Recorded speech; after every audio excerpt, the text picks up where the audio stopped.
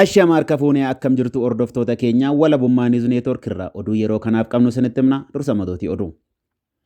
Godina Harargee Bahaatti xiyyaarri sagantaa nyaataa addunyaa kufe. Daandiin Finfinnee fi Jibuutii wal qunnamsiisu cufamaa jiraachuun beekame.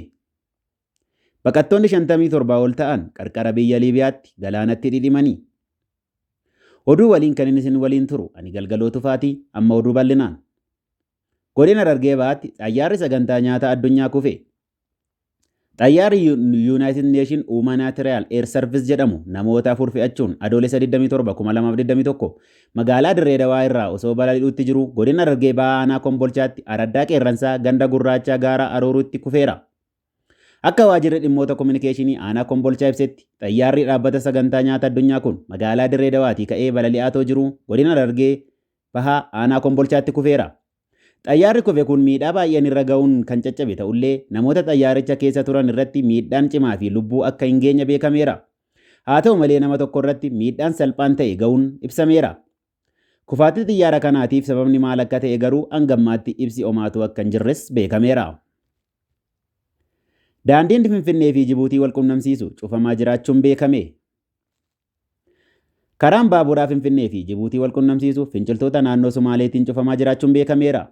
Naannoon Sumaalee erga lolli kaabaa kun eegalee lolli kaabaa nun laallatu dhaadannoo jedhu kan dhageessisaa turan yoo ta'u garuu bulchiinsa naannichaa Mustaafee Mohammad isin deeggartoota TPLF jechuun kan addeeffataa turan yoo ta'u adaduma inni addeeffatuun fincilli daraan babal'ataa dhufee jira. Haaluma kanaan naannoo Affaarii fi Sumaalee gidduutti ibidda bilxiginnaan qabsiiseen magaalaa tokko irratti wal waraanaa akka turan viidiyooleen miidiyaa hawaasaa faffaca'aa jiran ni mul'isu.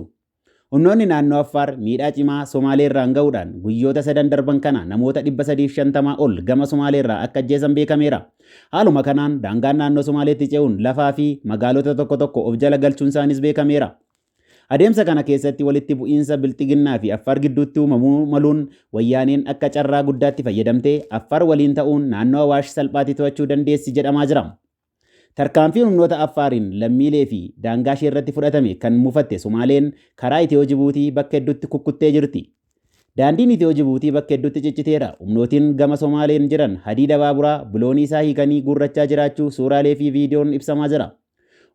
Odeessaaleen gamasii ba'aa jiran akka mirkaneessanitti humnootiin Sumaalee uummata waliin ta'uun utubaawwanii fi sarara elektiriikii baaburaa irratti tarkaanfii mancaasuu fudhataa jiru.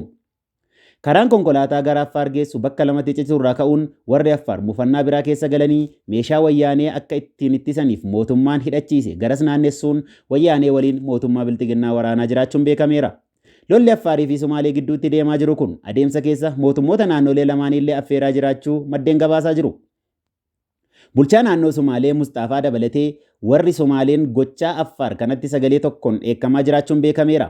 Mootummaan bilxiginnaa atattamaan humna ramadee warra Affaar Sumaalee keessaa akka baasuu fi lafa isaanii lakkisiisu akkasumas beenyaa akka kaffaluuf gaafataa jiru. Yoo kun hin taane humna guutuudhaan waraanatti seenuuf qophaa'aa akka jiran odeessaaleen ba'aa jiran addeessaniiru. Walitti bu'iinsi Affaarii fi Sumaalee kun kan isa kaabaarra hammaachuu akka malu xiinxaltoonni himaa jiru. Filannoon mootummaan Itoophiyaa yoo karaan Jibuutii jalaa qabame Sumaalilaandi fayyadamuu danda'a jedhamus humnoota Sumaaleetiin gufachuu akka danda'u tilmaamameera. Dabalataanis daandiin Muyyaaleedhaa gara Keeniyaatti baasu carraan Sumaaleedhaan cufamuu bal'aa akka ta'e himamaa jira. Gaaga'amni gaara bahaatti babal'achaa jiru kun Itoophiyaa qofa otoo hin taane guutummaa gaanfa Afrikaa Eertiraa hanga Jibuutii Sumaaliyaadhaa hanga Keeniyaa unkuruu akka danda'u dubbatamaa jira. Adeemsi kun gara bahaatiin daangaa Oromiyaatti as ce'ee jireenya lammiilee akka hin gaagaaneef obbolummaan Oromoo fi Sumaalee waliin jiru yeroo kamuu caalaa jabaachuu akka qabu rogeeyyiin miidiyaa dhaamaa jiru. Oromoon uummata Sumaalee waliin lola daangaas ta'e walitti bu'iinsa kamuu keessa seenuu akka hin qabne dippiloomaasii jabaan hayyoota Oromoo fi hayyoota Sumaalee gidduutti hojjetamuu qabas jedhameera. Baqattoonni 57 ol ta'an qarqara biyya Liibiyaatti galaanatti dhidhimaniiru. Qarqara biyya Liibiyaatti yoo xiqqaate baqattoonni 57 ol ta'an galaana Meeditiraaniyaanitti dhidhimuun isaanii gabaafameera. Balaan kun baqattoota aardii Afrikaa irraa gara Awurooppaatti ce'uuf otoo yaalanii lubbuun namootaa hedduutti galaafatames jedhameera. Liibiyaatti hoogganaan dhaabbata godaansa idil-addunyaa IOM Federik Sodaa akka jedhanitti balaa inni ammaa kun akkaan naasisaa fi rifaasisaa ta'uu beekameera.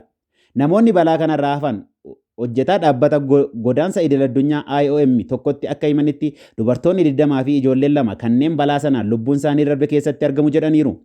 Sababni balaa buufata doonii Liibiyaa koomsi jedhamu biratti qaqqabeef ka'umsa ta'e ammaaf hin beekamne jechuun BBC'n balballoomseera. Taatullee bidiruun Liibiyaarraa Awurooppaatti namoota geejibdu yeroo hedduu humnaa ol fe'uun eegdota daangaa jalaa miliquuf jettee halkan waan imaltuuf balaan kun mudachuu hin oolle jedhameera. Haalli qilleensaa fooyya'uu isaatiin baay'inni bidiruu kaaba Afriikaarraa gara galaana Meeditiraaniyaaniitti karaa balaa baqattoota saaxiluun ce'uuf yaalanii dabaleera. Bara kana namoonni 1,100tti dhiyaatan imala kanarratti kan du'an yoo ta'u, bara darbee yeroo wal fakkaatuun wal bira wayita madaalamu lakkoofsi namoota du'anii dachaan dabaluunsaas beekameera. Oolmaa mana murtii galmee Jawaar Mohammad fa'aatiin obbo Jawaar Mohammad, obbo Baqqalaa Garbaa, obbo Hamzaa Booranaa fi obbo Dajanee Xaafaa beellama isaanii kan adoolessa 28 2021 mana murtii olaanaa federaalaa Lamaddii Liddataatii qaban irratti hin dhiyaanne.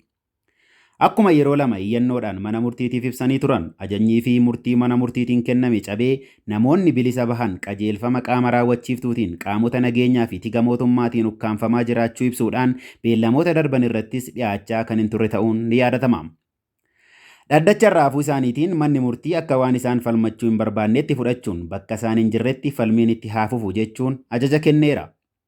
Ajaja kana keessattis manni murtii akka ibsetti Jawaar Mohammad fa'aa mirga falmachuu isaanii fedhii isaaniitiin dhiisaniiru jedhee falmii itti aanu bakka Jawaar, Baqqalaa, Hamzaa fi Dajanee Xaafaan jirretti gaggeessuuf akka lakkoofsa Habashaatti gaafa adoolessa 30 bara 2013tti beellama qabateera. Obbo Baqqalaa Garbaa, obbo Dajanee Xaafaa, Hamzaa Booranaa fi Jawaar Mohammad dabalatee bara darbe yeroo Hacaaluu Hundeessaa ajjeefame to'annoo jala kan oolan yoo ta'u, isaan waliin hidhamtoonni siyaasaa kutaalee Oromiyaa garaagaraatti to'annoo jala jiran aga har'aatti haqa dhabanii dararamaa jiraachuun isaanii beekamaadha. Egaan kabajamtoota hordoftoota keenyaa oduun yeroo kanaaf qabnu isan gammaa ture. Qophiilee keenya afaan waliin turtii gaarii isiniin jenna.